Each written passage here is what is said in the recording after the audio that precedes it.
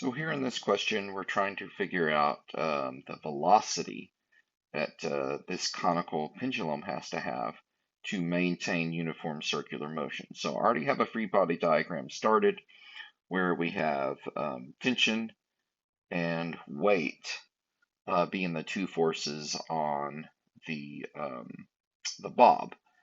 And so your numbers will probably be different than mine, but that's fine. It's the process that we're interested in.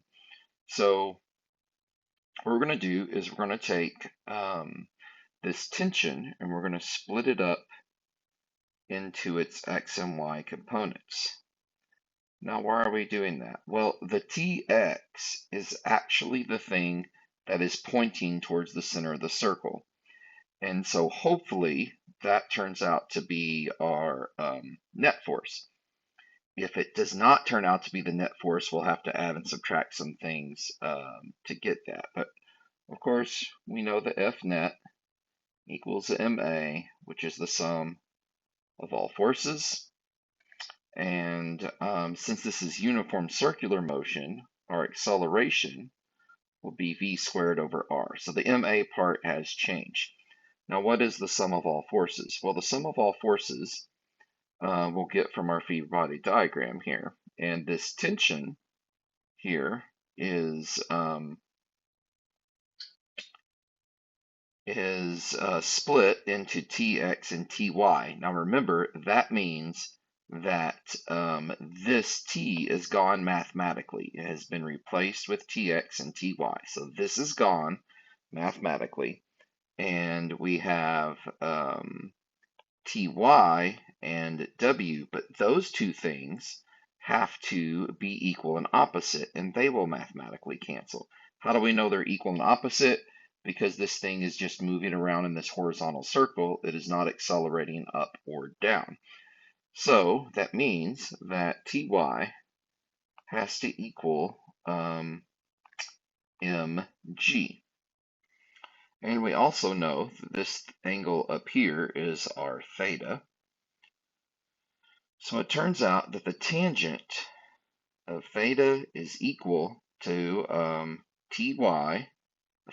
Tx divided by Ty, and Tx is our net force. It's the only force that's left because T becomes Tx plus Ty, and then Ty and W have canceled. So we're solving this for Tx because this up here is Tx, and then that is equal to Ty times the tangent of theta. All right, so we have mv squared over r equals Ty, which of course is mg, times the tangent of theta. My m's are going to cancel.